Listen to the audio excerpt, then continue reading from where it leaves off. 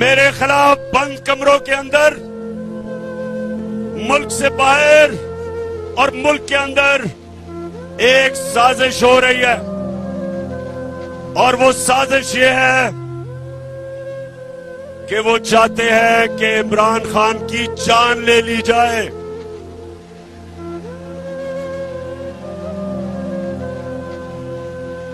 سن لے ذرا، یہ سازش کا مجھے پہلے پتا تھا، اور مجھے چند دن پہلے مجھے پورا علم ہو چکا ہے۔ تو پہلے ذرا غور سے سنیں میں کیا کیا۔ میں نے نوجوانوں، میں نے ایک ویڈیو ریکارڈ کروائی ہے۔ میں نے یہ ویڈیو ریکارڈ کروا کے ایک محفوظ جگہ پہ رکھ دی ہے کہ اگر مجھے کچھ ہوگا یہ ویڈیو ساری قوم کے سامنے آئے گی۔ اور اس ویڈیو میں نے پچھلی گرمیوں سے جو یہ میرے خلاف سازش ہوئی، جو اس سازش میں ملوث ہے، میں نے ایک ایک کا نام لیا اس ویڈیو میں۔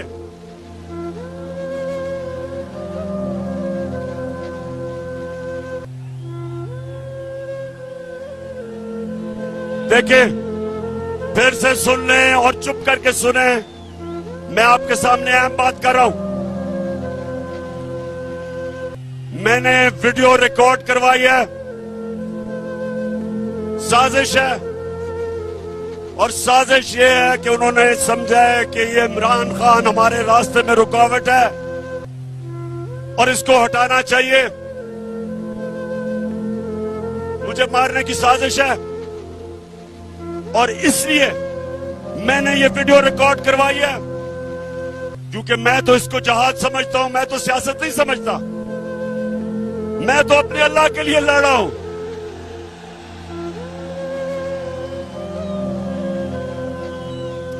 لیکن میں یہ چاہتا ہوں کہ اگر مجھے کچھ ہوگا تو میں اپنے سارے پاکستانیوں کو چاہتا ہوں کہ آپ کو پتا چلے کہ کون کون اس سازش میں ملوث تھا۔ باہر بیٹھ کے کون اس سازش کا کردار تھا، اور میرے ملک میں بیٹھ کے کس کس نے سازش کی، ان میں سب کے میں نے نام لیے ہیں۔ بس ان میں ساروں کے میں نے نام لیے ہیں جنہوں نے یہ پلاننگ کی، اور ایک ایک کا نام میں نے کہا کہ یہ میرے دل پہ لکھا ہوا ہے کہ انہوں نے کیسے پوری پلاننگ کر کے ایک بیرونی ملک سازش، جس میں یہ سارا اس ملک کا کرپٹ ٹولہ اس کے ساتھ مل کے، اور کون کون مزید لوگ ان کے ساتھ تھے، انہوں نے جو میری کمنٹ کرائی ہے اور جو آگے یہ کرنے جا رہے ہیں۔ میں یہ اس لیے، میرے پاکستانیوں، میں نے یہ اس لیے ویڈیو ریکارڈ کروائی ہے کہ اس ملک کی تاریخ ہے کہ کبھی طاقتور کو قانون کے نیچے نہیں لایا جاتا، کبھی طاقتور کا احتساب نہیں ہوتا، ہمیشہ طاقتور بچ جاتا ہے اور کسی اور کے نام پہ جو بھی قتل ہوتے لگتا ہے۔ میں اس لیے یہ ویڈیو ریکارڈ کروا رہا ہوں، کروا کے رکھی ہوئی ہے، محفوظ رکھی ہوئی ہے۔ میں نے صرف اس لیے رکھی ہے کہ میں یہ چاہتا ہوں کہ اس باری اس ملک کا انصاف کا نظام، اس ملک کی تاریخ ہے، کبھی انہوں نے نہیں کسی کو پکڑا جو طاقتور مجرم ہو، صرف کمزوروں کو پکڑا جاتا ہے۔ اس لیے یہ لیاقت علی خان کے زمانے سے لے کے اب تک کوئی طاقتور مجرم نہیں پکڑا گیا۔ اس لیے میں چاہتا ہوں کہ میری قوم کے سامنے سب کی شکلیں آئیں کہ کون کون اس ملک سے غداری کر رہا تھا، کس کس نے غداری کی۔ اور میں دوسری بات کرتا ہوں، اور میں پھر اپنے انصاف کے نظام को आपके सामने रखता हूं कि मैंने 3.5 साल में पूरी कोशिश की कि जो 3 साल से मुल्क को लूट रहे थे इनको सजाएं हो, इनके खिलाफ एक्शन लिया जाए। लेकिन जो इस मुल्क के ताकतवर ओहदों पे बैठे थे, जिन्होंने इंसाफ करना था, वो करप्शन को बुरा नहीं समझते थे। वो ताकतवर की करप्शन को वो बुरा नहीं समझते। वो एक्सेप्ट कर बैठे हैं कि इस मुल्क में ताकतवर लोग चोरी करेंगे और कोई पकड़ेगा नहीं। सियालकोट के लोगों, मेरे नबी सल्लल्लाहु अलैहि वसल्लम ने आज से 1500 साल पहले तकरीबन तब ये कहा था कि वो कौमें तबाह हो जाती हैं जिधर छोटा चोर जेल में जाता है और बड़े डाकू को आप नहीं पकड़ते। ये है हमारा तबाही का रास्ता। मैंने जो आपको इस्लामाबाद में बुलाया एक वजह से कि अगर आप नहीं निकलेंगे, अगर ये डाकुओं के खिलाफ जिन्होंने साजिश के तहत आज मुल्क के ऊपर बैठे हुए हैं, अगर आप इनके खिलाफ आप नहीं निकलेंगे मेरे पाकिस्तानियों, ये मुल्क तबाह हो जाएगा। क्योंकि मेरे नबी ने कह दिया था कि जब आप ताकतवर मुजरिमों को, डाकुओं को नहीं पकड़ते और सिर्फ छोटे चोरों को पकड़ते हैं, वो मुल्क बचता नहीं है। हजरत अली रज़ियल्लाहु ताला ने इनके ऐसे ममालिक के जो ताकतवर डाकुओं को नहीं पकड़ सकते उनके मुतल्लिक कहा कि कुफर का निजाम चल जाएगा, लेकिन जुल्म और नाइंसाफी का निजाम नहीं चल सकता। हमारे सामने तबाही है। अगर हम सब एक कौम बन के नहीं निकले और अगर हमने इनके खिलाफ जहाद ना की, मेरे पाकिस्तानियों, आपके और आपके बच्चों का कोई मुस्तकबिल नहीं है। जो दुनिया में अमीर तरीन मुल्क है, उधर सबसे बड़ी चीज क्या है कि ताकतवर कानून के नीचे, जिसको रूल ऑफ लॉ कहते हैं, कानून की हुक्मरानी जिसको कहते हैं, जो नबी सल्लल्लाहु अलैहि वसल्लम ने मदीना की रियासत में सबसे पहले उन्होंने कहा कि मेरी बेटी भी जुर्म करेगी तो उसको सजा मिलेगी। जब तक एक माशरा खुशहाल नहीं हो सकता, जब तक आप ताकतवर डाकू को नहीं पकड़ते। ये है हमारी जहाद। और सियालकोट के लोगों, आपने, जब मैं 20 के बाद कॉल दूंगा, आपने सब इस्लामाबाद पहुंचना है। आपने ना फिक्र करनी है कि गर्मी है। जब पाकिस्तान आजाद हुआ था तो यहां सियालकोट अपने जरा बड़ों से पूछो कि क्या मुहाजिर जो बाहर से हिंदुस्तान से आए थे उनकी कभी कहानियां सुनी है? बड़ों से सुने। मैं जब लाहौर में बड़ा हो रहा था, जो भी वहां से आए थे, पंजाब से, ईस्ट पंजाब से, जो कत्लेआम हुई थी मुसलमानों की, औरतों की, बच्चों की, लाखों लोग कुर्बान हुए थे इस मुल्क बनाने के लिए। और आज मैं अपनी कौम से वही कुर्बानी मांग रहा हूं, अपने आप को हकीकी आजादी देने के लिए इन चोरों से, इन अमेरिकियों के गुलामों से। आपने ना गर्मी देखनी है, ना आपने देखना है कि रास्ते में रुकावटें हैं, ना कंटेनर देखना है। नौजवानों, आपका जुनून इन सारे कंटेनर्स और जो भी रुकावटें, इसको बहा के ले जाएगा। मैं अपने नौजवानों से खास तौर पे आज कह रहा हूं कि तैयारी करें। इन्होंने 2 दिन पहले ट्रांसपोर्ट बंद कर देनी है, इन्होंने पेट्रोल बंद कर देना है, इन्होंने इंटरनेट बंद कर देनी है। उससे पहले तैयारी करें। اور یہ دیکھیں گے انشاءاللہ. تیار ہو جاؤ چیری بلاسم، تیار ہو جاؤ خواجہ وینٹیلیٹر، تیار ہو جاؤ. 18 قتل کرنے والے وزیر تیار ہو جاؤ،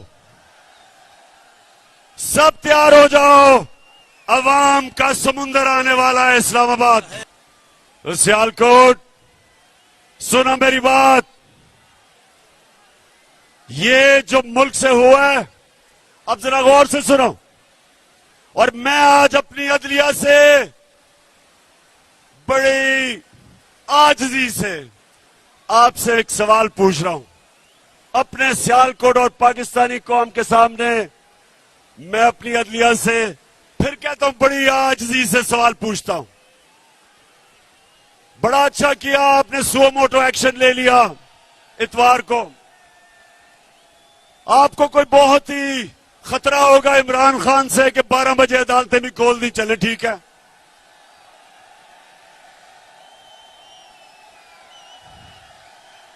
بہت خطرناک ہوں میں، بہت ہی بڑا. میں کوئی ملک سے غداری کرنے جا رہا تھا کہ رات کے 12 بجے عدالتیں کھول دی.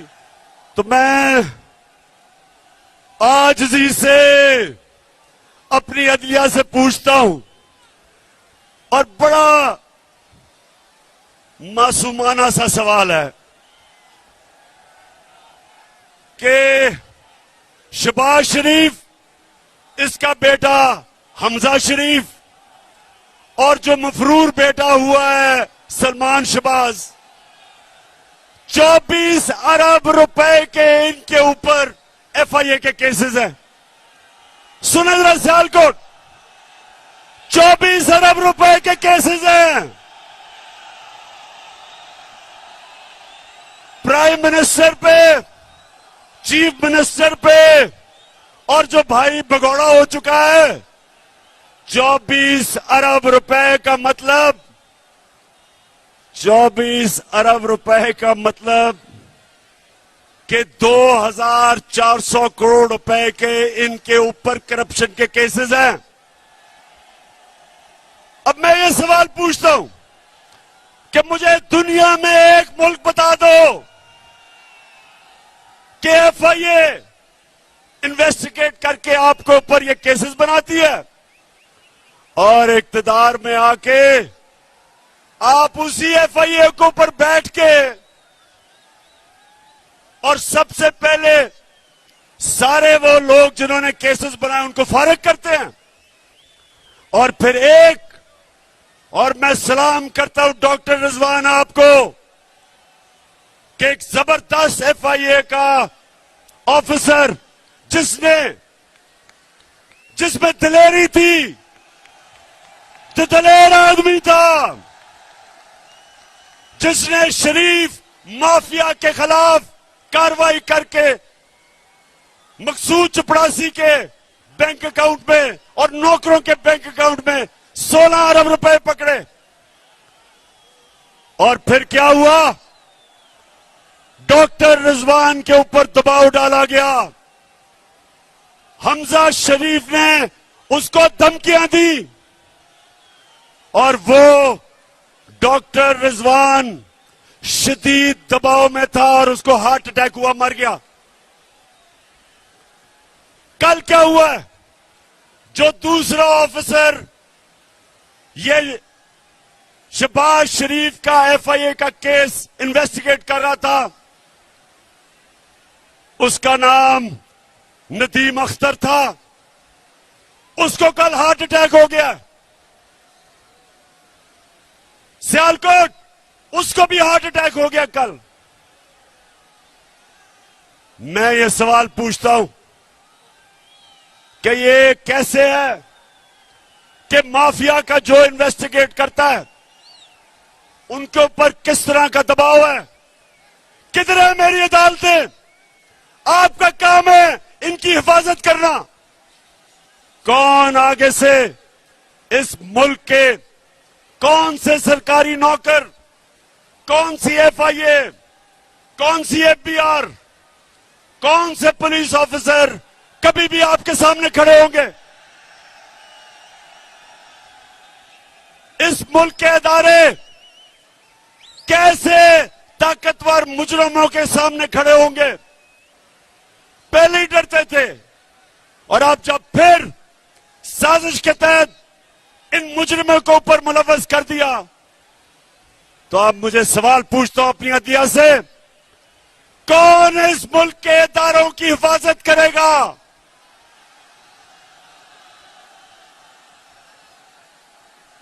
میں بڑی عاجزی سے اپنی عدالتوں سے پوچھتا ہوں کہ یہ آپ کے سامنے ہماری ملک کی تباہی ہو رہی ہے. جب ادارے ختم ہوتے ہیں ملک تباہ ہو جاتا ہے. اور میں پھر یہ اگلا سوال پوچھتا ہوں کہ یہ جو ہمارے جیلوں میں چھوٹے چور بھرے ہوئے ہیں، ان کا کیا یہ قصور ہے کہ وہ چھوٹے چور ہیں؟ کیا سبق یہ مل رہا ہے کہ ملک پہ ڈاکہ مارو تو بڑا ڈاکہ مارو، نہیں تو جیل میں چلے جاؤ گے؟ میں آج اگر آپ نے ان کو نہیں پکڑنا تو میں آج پھر سے کہتا ہوں کہ پاکستان کے جیل کھول دیں، یہ غریبوں کو باہر نکالیں، جو بے روزگاری میں چوری کرتے ہیں، گھر میں بچے بھوکے ہیں، ان کو باہر نکال دیں. ان ساروں کی، ان غریب چوروں کی ملا کے بھی جو چوری ہے وہ ایک مقصود چپڑاسی کے جو 4 ارب آئے تھے بینک میں اس سے کم ہے. یہ ظلم کا نظام ہے. اس کے متعلق حضرت علی نے کہا تھا، پھر سے میں بتاتا ہوں کہ کفر کا نظام چل جائے گا لیکن ناانصافی اور ظلم کا نظام نہیں چل سکتا. میں آخر میں صرف 2 باتیں کرنا چاہتا ہوں.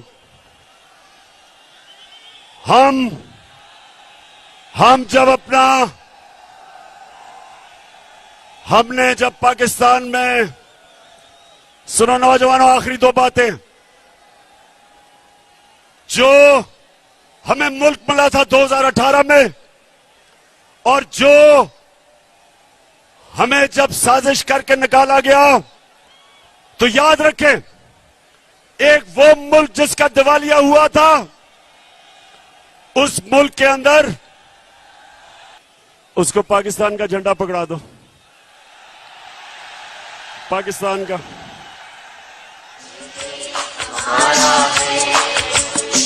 پاکستان کا، پاکستان، ہاں پکڑاؤ. جان سے پیارا ہے اس کا ایک ذرہ جان. اچھا سیالکوٹ، اب سنیں، جب ہماری حکومت گرائی گئی تو اب اعداد و شمار آئے ہیں. یاد رکھیں کہ پاکستان کی 2004 کے بعد سب سے زیادہ صنعتی پیداوار ہمارے دور میں ہوئی. شاباش شاباش. یہ ہے جنون. یہ جو جنون ہے، یہ کیما کے نان دے کے جلسوں پہ لا کے یہ نہیں خریدا جا سکتا. اور یہی جنون انشاءاللہ اسلام آباد کے اندر وہ انقلاب لے کے آئے گا جو ہمیں حقیقی طور پہ آزاد کرے گا. تو اب یہ پتا چلا، اب جو اعداد و شمار آئے مارچ کے، سب سے زیادہ 2004 کے بعد پاکستان کی صنعتی پیداوار 10.6، 29% ہماری ایکسپورٹ بڑھی. یہ بھی ریکارڈ. 4 فصلوں کے اندر ریکارڈ ہوا، مکئی میں، چاول میں، گنے میں اور آلو میں ریکارڈ ہوا.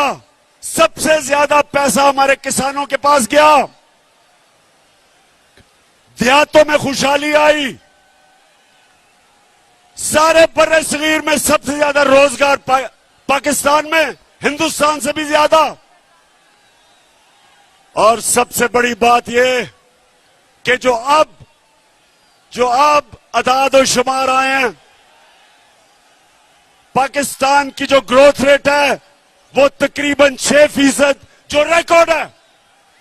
تو کہنے کا مقصد یہ ہے کہ جب انہوں نے سازش کر کے حکومت گرائی تھی تب پاکستان ایک ترقی کے راستے پہ نکل چکا تھا. جب سے یہ آئے ہیں چور، روپیہ تقریباً 195 پہ پہنچ گیا، سٹاک ایکسچینج بیٹھ گئی ہے. مہنگائی کا حال یہ ہے کہ آج وہ کدھر ہیں؟ وہ کدھر ہیں؟ وہ میڈیا ہاؤس کدھر ہیں جو جا کے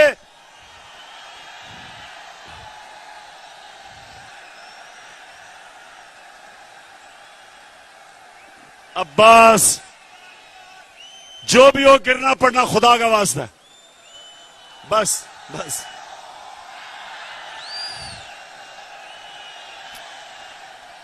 ماشاءاللہ ماشاءاللہ. اسلام آباد میں سیال کوٹ کی پوری تیاری ہے اسلام آباد کے لیے. اچھا، تو اب یہ ملک کا دیوالیہ نکال رہے ہیں، روپیہ گر رہا ہے، فورن ایکسچینج نیچے جا رہے ہیں.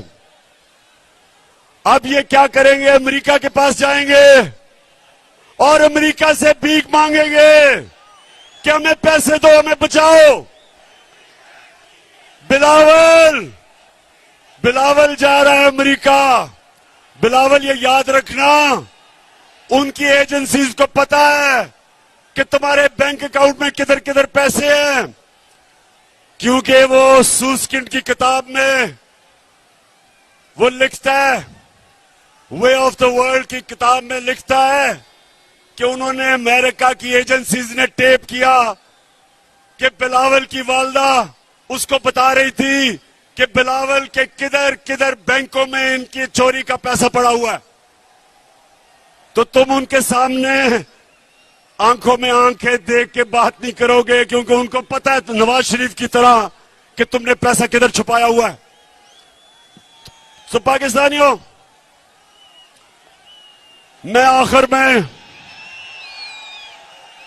آخر میں آپ سب کو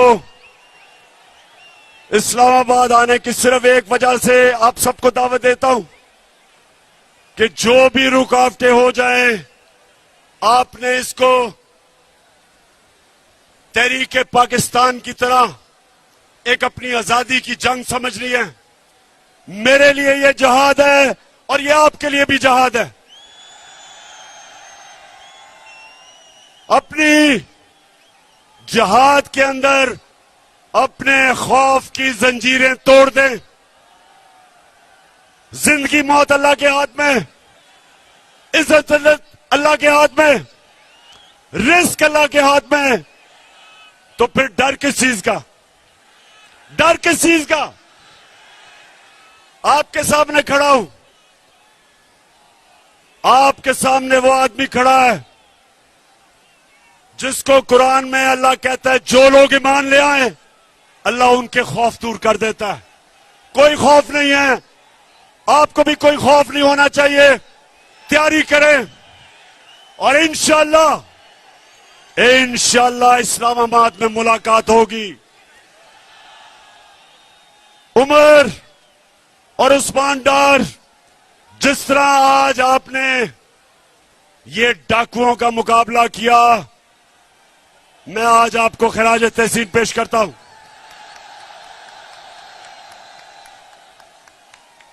تمہاری ماشاءاللہ اچھی ٹریننگ کی ہوئی ہے. دھرنے میں نے آپ کی ٹریننگ کروائی ہے.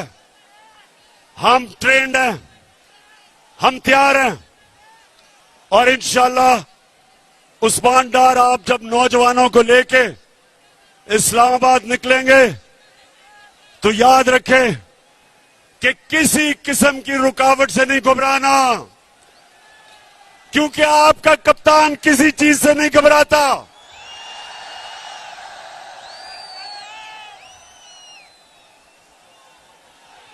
پاکستان زندہ باد، پاکستان پائیدہ باد.